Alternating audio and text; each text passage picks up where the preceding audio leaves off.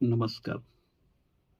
जयशंकर प्रतिष्ठान व आत्मकला विज्ञान ध्यान केंद्राच्या वतीने मी आपल्या सगळ्यांचे मनपूर्वक स्वागत करतो.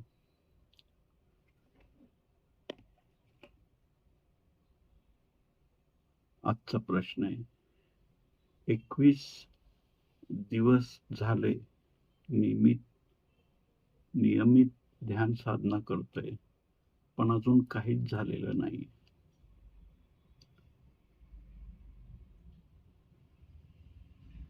सर्वात प्रथम ही गोष्ट लक्षात घ्या,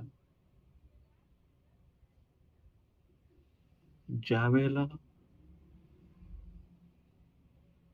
आपण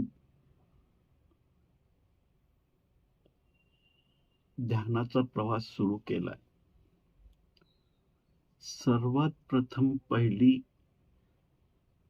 पायरी सुरू करायच्या आधीच यावर आपली चर्चा झाली होती, की सुरुवातीला कोणत्याच अपेक्षा घेऊन आपल्याला ध्यानधारणेला बसायचं नाहीये. 21 दिवस झाले, पण अजून काहीच झालं नाहीये. ह्याच्यावरनं एक निश्चित होतंय, की काहीतरी व्हावं या अपेक्षेने तुम्ही बसताय, या अपेक्षेने तुम्ही ध्यान करताय. ही अपेक्षा ठेवून नियमित ध्यान साधना चालू आहे. तर जोपर्यंत तुम्ही निरपेक्ष कोणत्याही अपेक्षा न ठेवता, कोणतीही धारणा न ठेवता, कोणतेही अनुभवाचे दालन उघडावं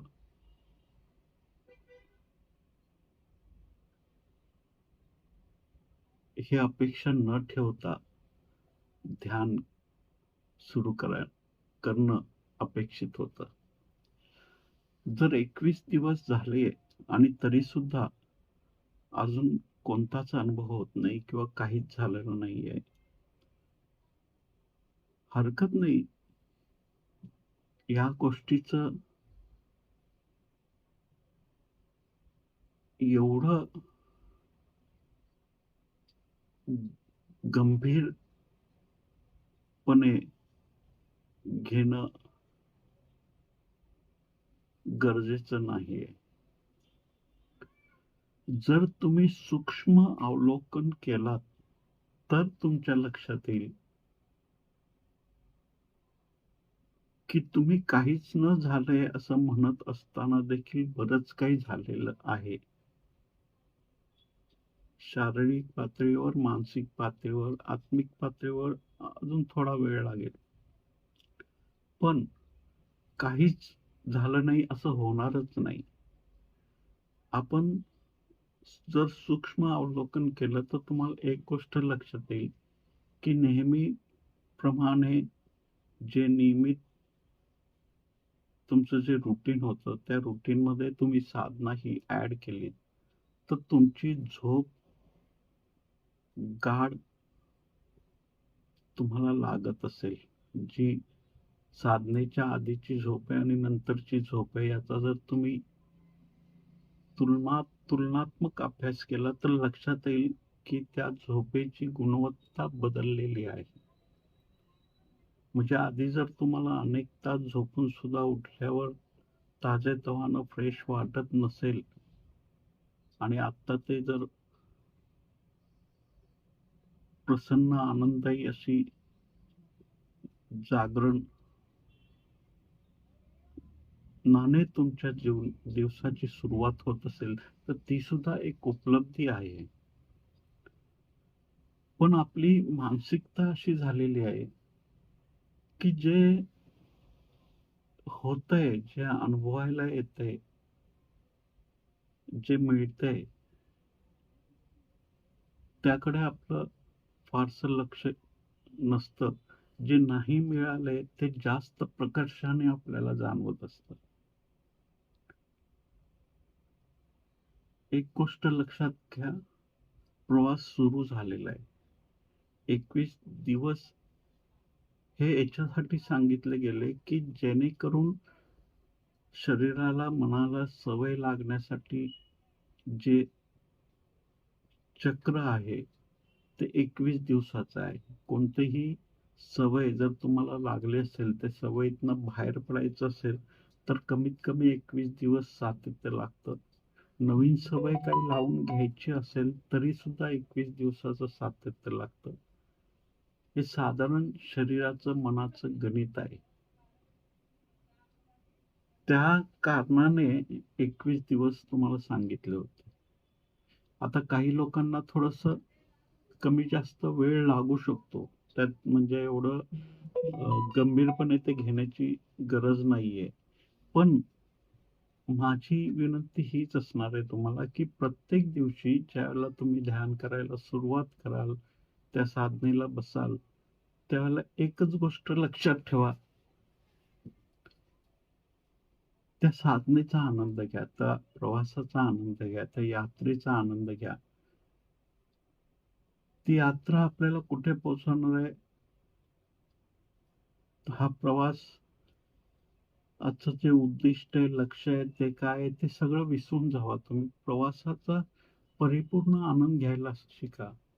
ज्या दिवशी तुम्ही प्रवासात रममाण होताल, त्याचा आनंद, त्याचा उत्सव होऊ लागेल तुमच्या यात्रेचा. तुम्ही जर उत्सव रूपात त्याचं परिवर्तन केलं आणि येणाऱ्या प्रत्येक पावलागणिक या यात्रेमध्ये तुम्ही त्या प्रवासाचा आनंद घेत राहिला, तर हळू तुम्हाला जाणवेल, काही बदल घडायला लागतील. तुमचा जगाकडे पाहण्याचा दृष्टिकोन बदलायला लागेल. तुमचा स्वतःकडे पाहण्याचा तुमचा दृष्टिकोन बदलायला लागेल. काही अंतर्बीज आहेत आपल्या प्रत्येकाच्या अंतरंगात, असे काही बीज आहेत, जे अंकुरित होतात तेव्हा, ज्यावेळेला एखादी व्यक्ती साधना सुरू करते, ध्यान साधना सुरू करते. एखादं बीज तुम्ही जर मातीमध्ये रोवलत, तर लगेच दुसऱ्या दिवशी त्याचं वृक्ष बनून बाहेर येत नाही. त्याला कित्येक वर्ष लागतात त्या प्रवासात. त्या बीजापासून त्या वृक्षापर्यंत जाण्यासाठीचा जो प्रवास आहे, तो प्रवास असा झटक्यात एका क्षणात होत नाही. हां, जो काही तो अनुभव आहे, तो एका क्षणातच होत असतो. 1 सेकंदाचा पण काही 1 सेकंद इतका पण वेळ लागत नाही. पण तो सेकंद येण्यासाठी, त्या अनुभवाचं दालन उघडण्यासाठी, त्या अनुभवाचं द्वार उघडण्यासाठी एक दीर्घ साधनेच्या प्रवासात आपल्याला यात्रेमध्ये आपल्या त्या मार्गावर आपल्याला वाटचाल करावी लागते. हां, त्या वाटचालीत व्यवधान येतील, अडचणी येतील, समस्या येतील, पण त्यांनी घाबरून जाण्याची काही गरज नाही. आणि कोणा एका व्यक्तीला झालं आणि एका व्यक्तीला झालं नाही, तर ज्याला झालं नाही त्याला घाबरायची काही गरज नाहीये. किंवा ज्याला झालं त्याला का झालं, कशामुळे झालं, त्याची तुलना, त्या अनुभवाची तुलना आपल्याला करायची नाहीये. प्रत्येकाचं व्यक्तिगत असं एक जगत असतं, एक विश्व असतं आणि प्रत्येकाचा स्वतःकडे, जगाकडे पाहण्याचा एक वेगळा दृष्टिकोन असतो. प्रत्येकाच्या अंतर्बीजामध्ये त्या ध्यान ऊर्जेने जे काही बीज अंकुरित होणार आहेत, त्याला प्रत्येकाचा कालावधी हा वेगवेगळा असू शकतो. जसं आपण भोजन ग्रहण करतो, तर प्रत्येकाच्या शरीर प्रकृतीनुसार त्याची गरज वेगवेगळी असणार आहे. एकच अन्न, एकच प्रकारचा पदार्थ आणि एकच प्रकारची मात्रा सगळ्यांवर लागू होऊ शकत नाही. हा, ध्यान ऊर्जा सगळ्यांना समान रूपात मिळणार आहे. त्याचा लाभ सगळ्यांना होणार आहे. कोणाला लवकर होईल, कोणाला थोडंसं विलंब लागेल. पण धैर्य महत्वाचं आहे. या साधनात तुम्ही पहिलं पाऊल उचललं, याचा अर्थ तुम्ही पोहोचण्यातच जमा आहे. तुमचं पोहोचणं निश्चित आहे. असं कधी झालं नाही आणि असं कधी होणार नाही, की तुम्ही प्रवास सुरू केला आणि तुम्ही कुठेच तुमचं पोहोचणं झालं नाही. हां, पण तुम्ही फक्त विचार करत राहिला, की मी चालतोय, चालतोय आणि चालतच नसाल, तर त्या विचाराने आपण कुठे पोहोचणार नाही. आपल्याला पावलं पण उचलावी लागतील. त्यामुळे ध्यान साधना करत असताना 21 दिवस झाले, काही नाही झालं, तर 21 दिवस काय मी म्हणतो जन्मोजन्म लागले तरी चालेल, पण ती चालण्याचा आनंद घ्या आणि तितकं धैर्य तुमच्यामध्ये पाहिजे, की हा जन्म काय हजारो जन्म त्या अनुभवासाठी कुर्बान करण्याची तुमची तयारी पाहिजे. तसं जर असेल तर आत्ता या क्षणात, सेकंदात ते घटित होऊ शकेल. त्याला फारसा वेळ लागत नाही. पण तुम्ही कुठली अपेक्षा घेऊन चालू नका.